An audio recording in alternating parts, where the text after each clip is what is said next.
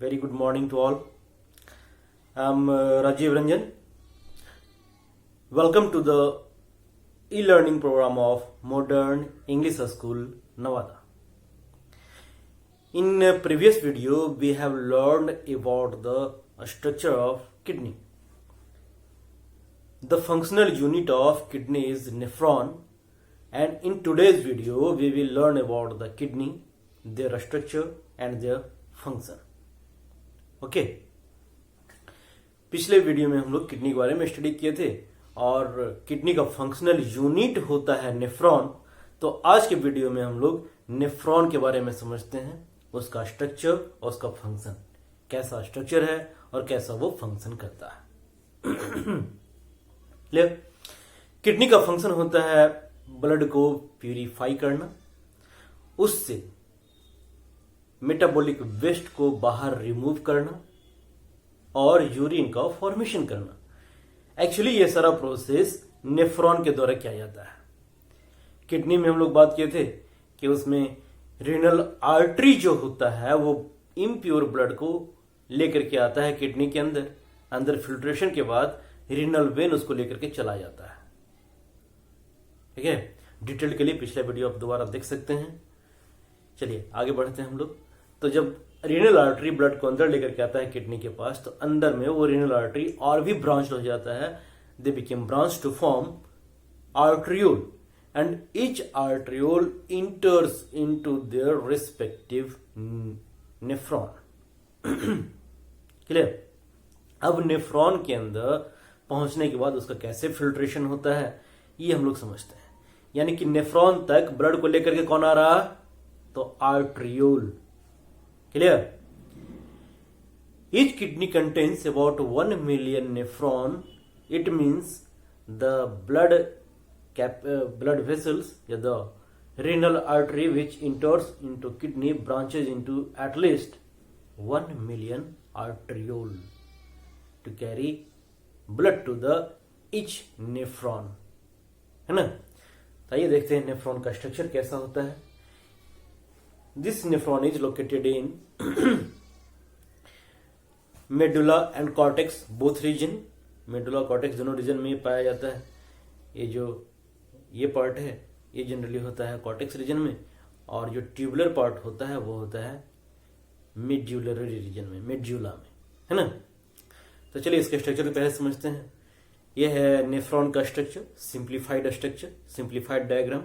इस simplified diagram में ये जो हिस्सा है, ऊपर का हिस्सा इतना, ठीक है, this is known as Bowman capsule, Bowman corpuscles या बोमेन कैप्सूल। क्लियर?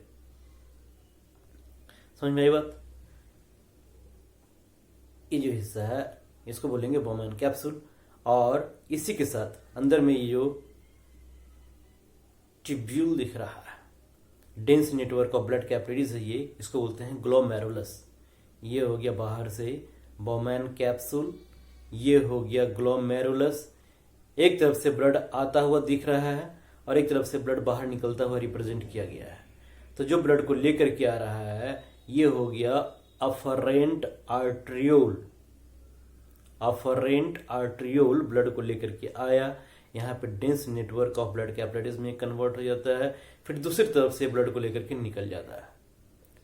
चूंकि ब्लड को लेकर निकल रहा है इसका नाम इफरेंट आर्ट्रियोल।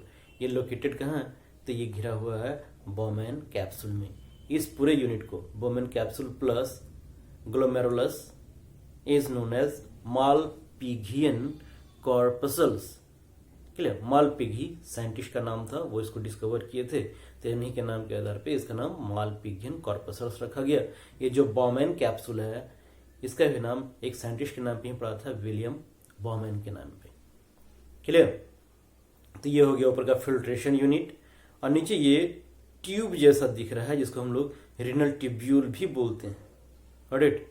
तो यही दो स्ट्रक्चर है इसका मेन, एक ऊपर का फिल्ट्रेशन यूनिट और नीचे का ट्यूबुलर स्ट्रक्चर। क्लियर? इस ट्यूबुलर स्ट्रक्चर में भी तीन तरह का स्ट्रक्चर देखने को मिलता है। जो पहला स्ट्रक्चर है ये और भी क्वालिटी दिखाता है किसी बुक में, इसको सिंप्लीफाइड भी हम लोग बना सकते हैं।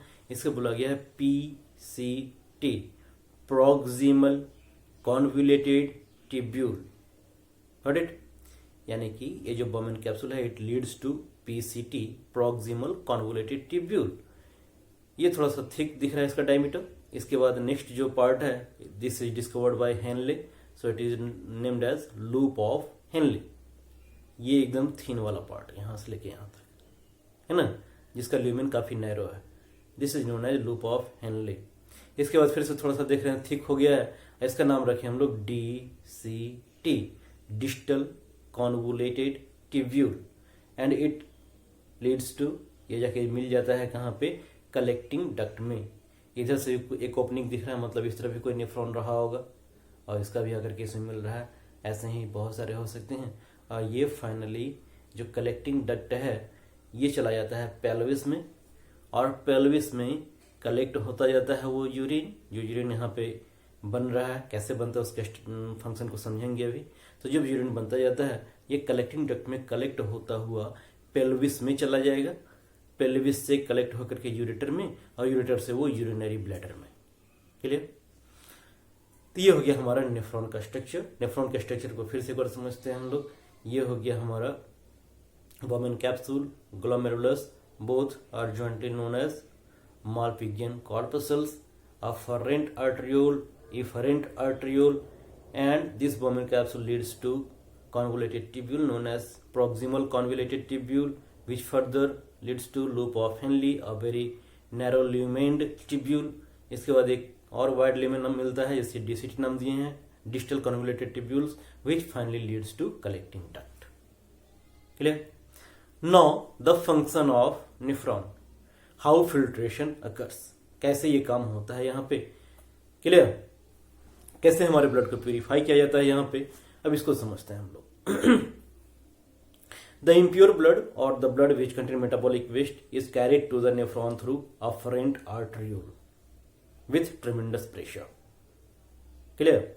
Due to such tremendous pressure and since it is made up of simple squamous epithelial tissues, चूंकि ये कैपिलरीज है तो सिंपल स्क्वामस एपिथेलियल टिश्यू, और जो बोमेन कैप्सूल होता है ये भी स्क्वामस एपिथेलियल टिश्यू का ही बना हुआ है। क्लियर? तो यहाँ पे ट्रेमेंडस प्रेशर के कारण उस स्क्वामस एपिथेलियल टिश्यू से ब्लड प्लाज्मा का कुछ पार्ट, पूरा का पूरा ब्लड प्लाज्मा नहीं, ब्लड प्लाज्मा का कुछ पार्ट फोर्सली बाहर निकल जाता है, और वो बाहर निकल के पहुंच जाता है इस स्पेस में, यानी कि बोमेन कैप्सूल में। क्लियर? और जो भी ब्लड का पार्ट रहा आगे का वो आगे निकल जाता है। इसमें ब्लड सेल्स नहीं आते, इसमें सिर्फ ब्लड का प्लाज्मा ही आता है, और ये प्लाज्मा फिल्टर्ड होकर के इस बोमेन कैप्सूल में आ रहा है। So such filtrate is known as glomerular filtrate. Clear? उस फिल्ट्रेट का नाम क्या रखें हम लोग? ग्लोमेरुलर फिल्ट्रेट, क्योंकि उसका फिल्ट्रेशन ग्लोमेरुलस के थ्रू हो रहा है। अफरेंट आर्टरियोल इम्प्योर ब्लड को लेकर के आया, ट्रेमेंडस प्रेशर के कारण ब्लड प्लाज्मा बाहर निकल के बोमेन कैप्सूल में पहुंच गया, इसी का नाम हम लोग ग्लोमेरुलर फिल्ट्रेट रखे हैं। क्लियर? अंदर में प्लाज्मा था, वही बाहर निकल गया तो वही ग्लोमेरुलर फिल्ट्रेट हो गया। It is nothing other. Clear?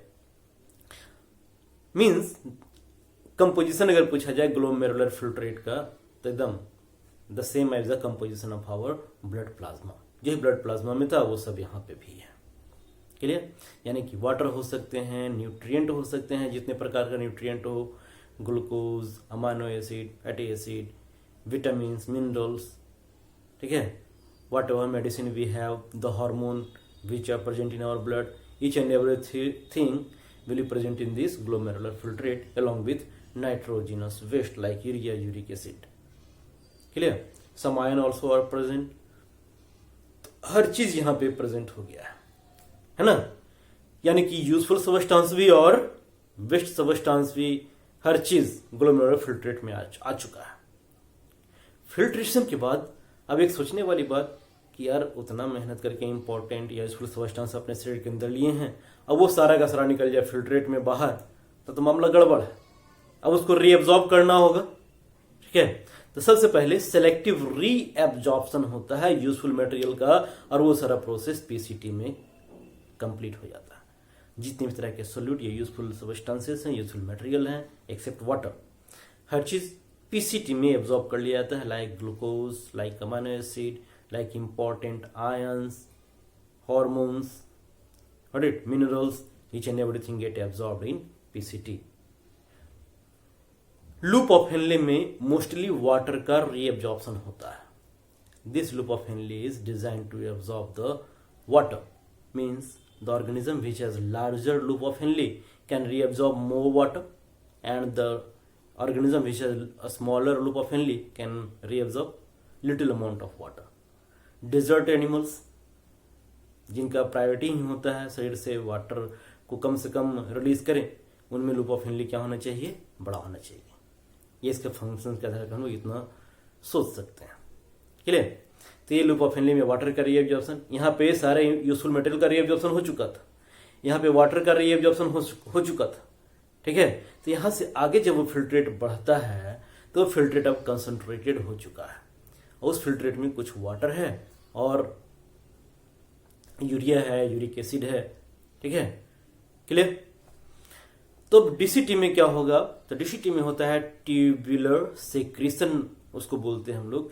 Tubular secretion में एक्टिवली कुछ वैसे सब्सटेंस जो हमारे फिल्ट्रेट में नहीं आ सके थे, उनको जबरदस्ती का यहाँ पे वापस इसी फिल्ट्रेट में ऐड कर दिया जाता है. यानी कि जबरदस्ती उसको बाहर निकाल लिया जाता है ब्लड वेसल से, है ना, कि जब भैया तुम्हारी जरूरत हमारे शरीर के अंदर नहीं है. उसमें हो सकता है H+ ion, potassium ion, ammonia अगर प्रेजेंट है थोड़ा बहुत तो. ठीक है.